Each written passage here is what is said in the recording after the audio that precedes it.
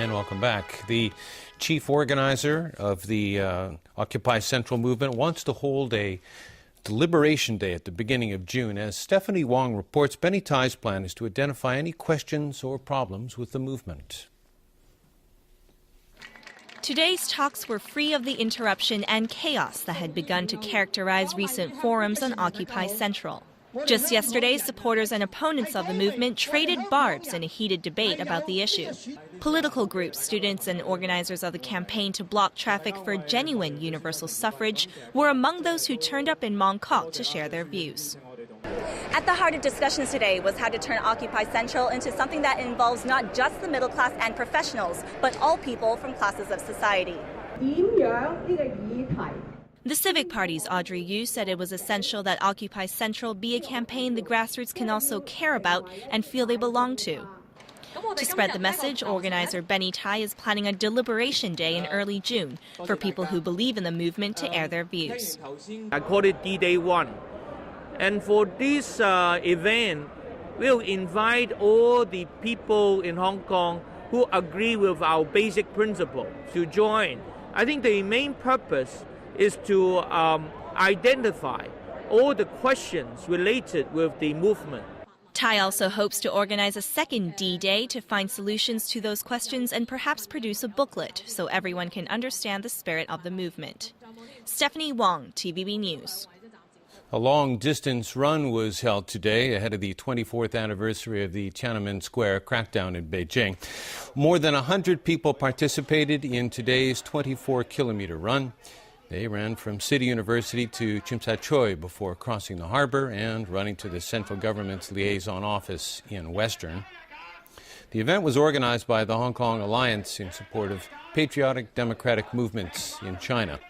Its chairman, Lee Cheuk-yan, said the run represents the participants' determination to call for a reversal of the official verdict on the 1989 pro-democracy movement on the mainland. And it's been 5 months since a new scheme was unveiled to give employees more choice for their mandatory fund accounts. But a local trade union has found that many workers have still not signed up because the MPF authority hasn't given enough information about those particular funds. Andrew Lau reports. The employee choice arrangement allows workers to transfer their portion of mandatory contributions and investment returns to an MPF trustee and scheme of their choosing. It was initially expected about 200,000 workers would transfer their part of the contribution to their MPF accounts to new management. But the Federation of Trade Unions says only 48,000 people did so. That's a fraction of all employees in the territory. FTU lawmaker Tan Ka-piu, who has often commented on the issue, criticized the MPF authority for not providing information about the funds available directly on their website. The information is only available on the Investment Funds Association's website, he said. You'd have to sort out all the information from these 10 pages of documents. And they only describe the fund's performance over the past few years without mentioning its risks and management fees. Earlier, the MPF authority said many employees choose not to transfer because there are more than 400 funds for them to select from. The authority will try to limit the number by tightening the approval process in the future. Andrew Lau, TVB News. A survey conducted by a center under the Chinese University has revealed that close to 85% of people suffer emotional distress because of inflation. Hong Kong Mood Disorder Center also found that people who earned less than $10,000 a month were more likely to have a recurrent anxiety disorder.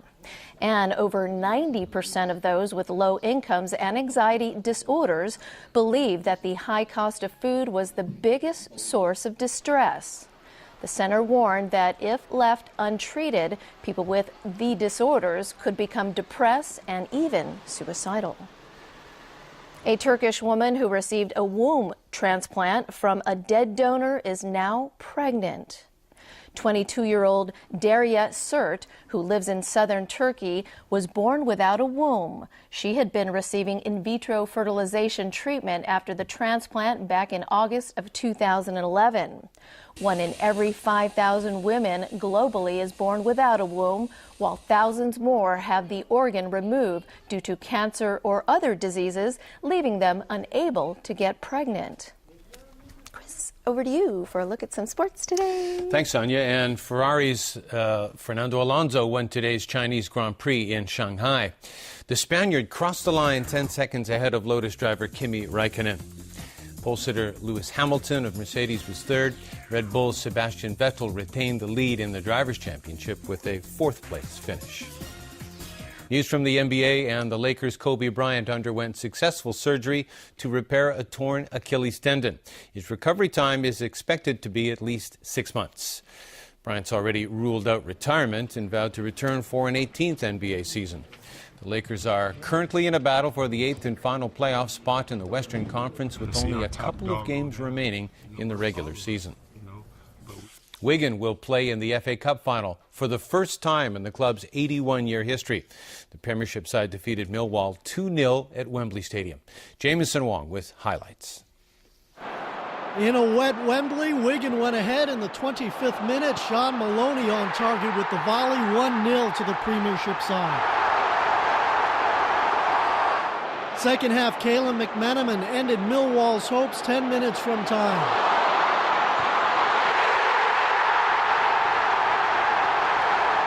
And the night got worse for the second-tier side. Some of their fans clashed with police.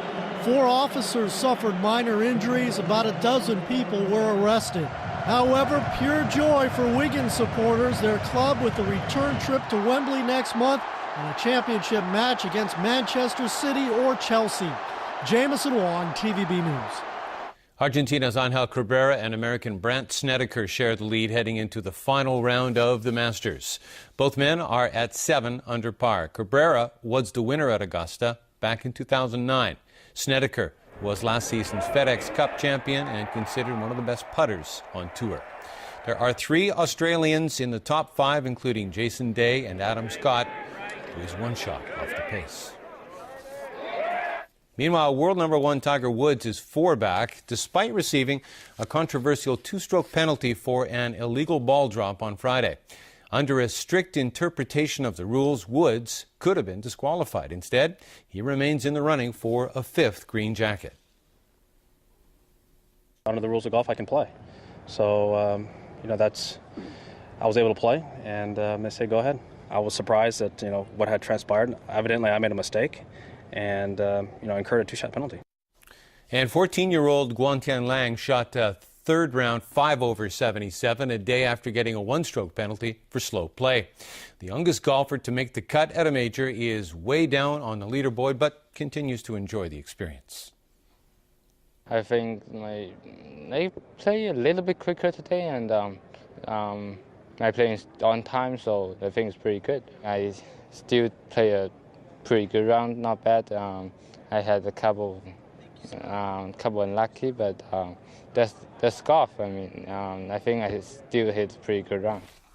And finally, the love of one famous pope was witnessed yesterday when one Polish city in the south unveiled a massive statue of the late Pope John Paul II. The white fiberglass figure, billed as the world's tallest, rises nearly 14 meters, perched on a hill. Its height is the equivalent of around 5 stories. The statue of the Polish pontiff is located at the Jasna Gora Monastery. It was funded by a businessman in gratitude for what he believes was an intervention by the late pontiff in saving his drowning son. John Paul II, who led the Roman Catholic Church for 27 years before dying in 2005, remains a respected figure in his homeland. And that's our news. Thanks for watching. Good night.